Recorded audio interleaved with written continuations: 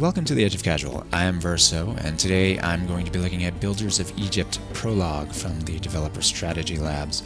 I'll just come out and say that I love game demos, and this might just be my nostalgia talking, but back when I first started gaming or getting into PC gaming in the 1990s, late 90s, I'd swear that almost every game that I wanted to play had a demo, and it feels like the industry has moved away from that. Like, demos went out of fashion at some point since then. I never understood why, since I undoubtedly discovered many of my favorite games that way.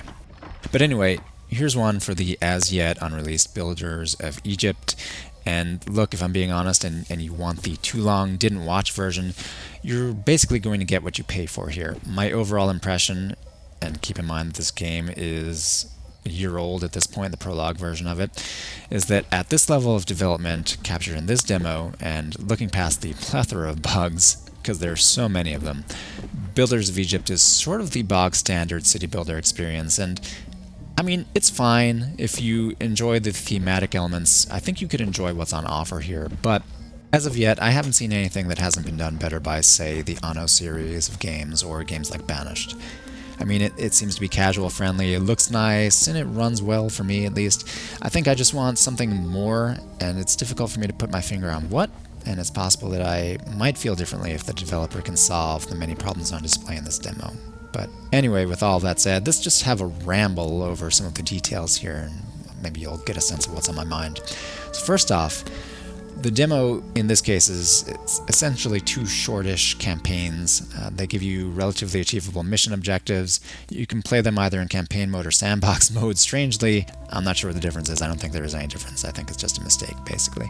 The first of them is a straight-up tutorial that the developers claim will be expanded in the final version.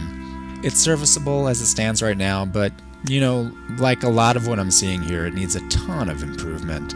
I'll give them the benefit of the doubt that they intend to expand it. While it does guide the user through the basic game mechanics of establishing a city, it doesn't really do much to actually explain how anything works, which is, you know, at least for me, kind of important.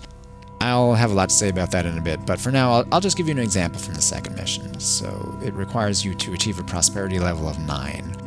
What does that mean? The game provides no information on what that actually means or how it is achieved, at least as far as I can tell, and the tutorial never even broached the topic.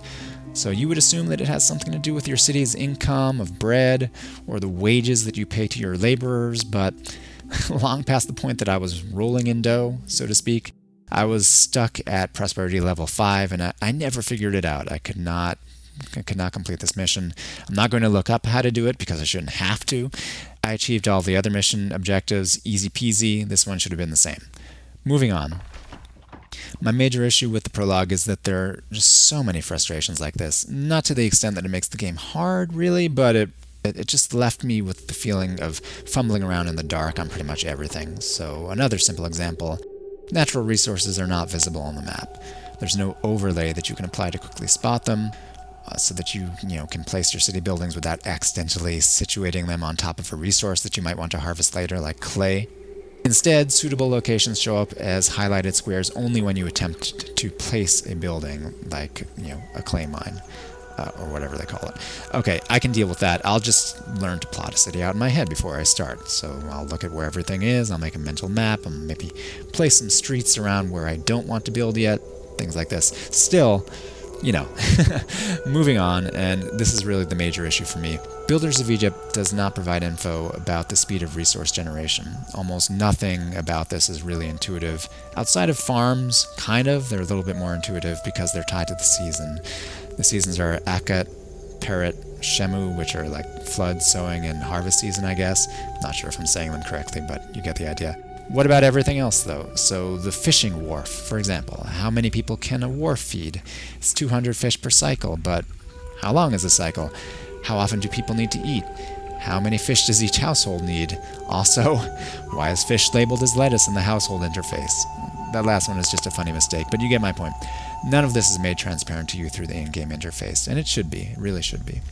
Making matters worse, workers will not equally distribute themselves amongst available jobs. So, for example, if you have 10 available workers, we'll say, and a farm requires 10 workers, and a granary, for example, maybe requires 10, your builders will not go 5 to each. Instead, all of the farm jobs get filled, but then nobody's working the granaries. So, I mean, great. Now you can grow the food, but you can't store it, geniuses. So what are you going to do with that?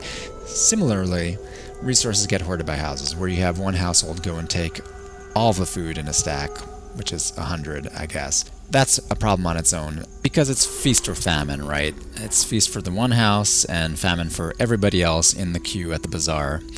In reality, you would have to imagine that these greedy peasants would get murdered by their neighbors. I mean, I guess it's a minor thing that straightens itself out after a few years, but it did bother me. I'm not going to lie about it. And second of all, for the record, in order to figure out consumption, I had to just brute force watch one of my houses for a year. It seemed as though they were eating about 2 wheat per day, so with 12 days per year, that would come to about 24 units of food every year. And playing further in sort of bore out that 1-to-4 ratio of farms to houses, though really, in practice, you probably need more just to keep the engine of your civilization humming. I found that 1-to-3 farms to houses worked. Your mileage may vary slightly. Also, I don't know how it will work when houses grow larger. It's a problem for another day. In any event, it's quite frustrating actually, because until you sort all this out, and sometimes even after you sort it out, what you see is this endless cycle of houses upgrading and then downgrading themselves as the hot potato gets passed around, and it makes it difficult to plan because your population totals are so fluid when that happens. Sometimes it doesn't even make a lot of sense what you see, because I'll check the bazaar after I see a house downgrade and I'll find wheat in there, and yet it isn't getting claimed for whatever reason. Additionally, there's an extremely low tolerance to the pantry emptying out, as in they won't even wait to visit the store before downgrading their home. There may be stuff in there, but they're just going to downgrade. Anyway, the upshot on the first map is that if you have 12 houses with 9 people each, then roughly 40% of your workforce is probably going to be dedicated to food production on any given day. It's a lot, but it still leaves more than enough labor to resolve the various mission challenges. And that's how I did it. Honestly, you probably don't even have to feed them at all. This is purely optional on these levels, and in fact, on the second campaign, you really can't feed them at all. The only reason to do it is to upgrade houses so that you can have higher population density. In retrospect, that was probably all a bit of a tangent, but you get the point.